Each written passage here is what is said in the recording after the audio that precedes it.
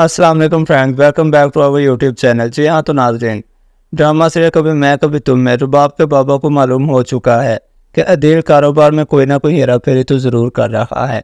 इसी वजह से वो उसके पीछे बंदों को लगा देते हैं जो उस पर नज़र रखे हुए हैं। अदील की तो यही प्लानिंग है कि वो उनके सारे कारोबार पर कब्जा कर ले और चुपचाप सारी दौलत लेकर नताशा के साथ शादी कर और ये खूबसूरत ज़िंदगी का आगाज़ करेगा। अदील को लगता है कि ये सब कुछ इतना आसान है, लेकिन वो नहीं जानता कि वो किस कदर घटिया शख्स है।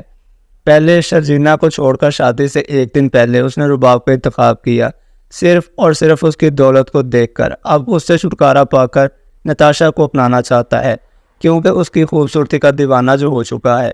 इस अदील जैसे घटिया शख्स के साथ बहुत बुरा होगा। एक तो वो अपने माँ बाप को लेकर वहाँ पर जाता है और उसकी जो इंसल्ट होती है रुबाब के हाथों, वो तो देखने के लायक होगी।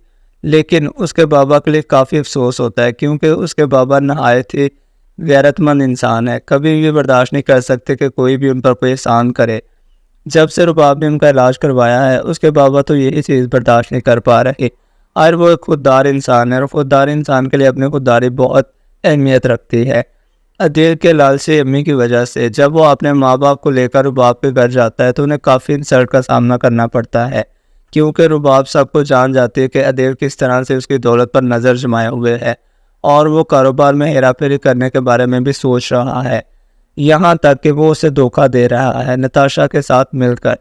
जब रुबाब को मालूम होता है, वो कहती है कि दिल, तुम जैसा घटिया शख्स मैंने अपनी ज़िंदगी में नहीं देखा। मैं बाहर के गई कुछ दिनों के लिए, तुम नताशा के साथ अपना फेयर चलाने लगे और तुम दोनों का क्या ख्याल था? नताशा अपने हमटी डमटी शोहर को छोड़कर और तुम मुझे छोड़कर एक दूसरे के साथ खूबसूरत और इश्क की ज़िंदगी गुजारोगे। लेकिन नहीं, मेरा नाम भी रुबाब है, मैं किसी को छोड़ती नहीं, मैं तुम्हें कभी भी माफ़ नहीं करूँगी। तुम जानते हो कि मैंने तुमसे कहा था कि तुम मुझसे मोहब्बत करना, कभी भी मेरी दौलत पर तुम्हारी नज़र ना हो।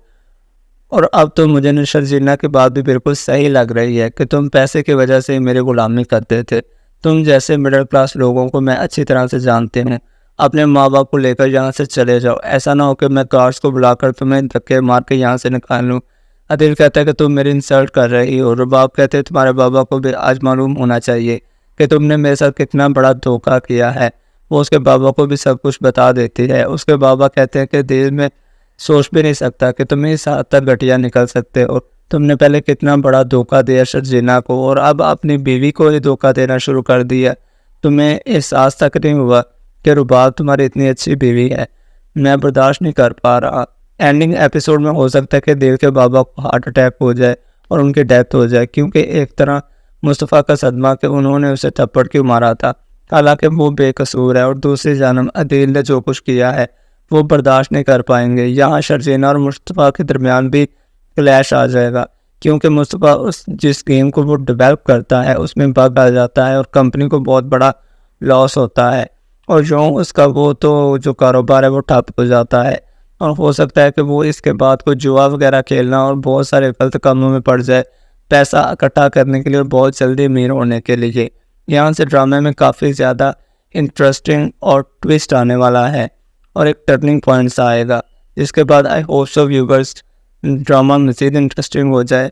उम्मीद है आपको हमारी वीडियो अच्छी लगी होगी। लाइक कमेंट करना और शेयर करना ना भूलिएगा। मिलते हैं नेक्स्ट वीडियो में, तब तक के लिए अल्लाह हाफिज़।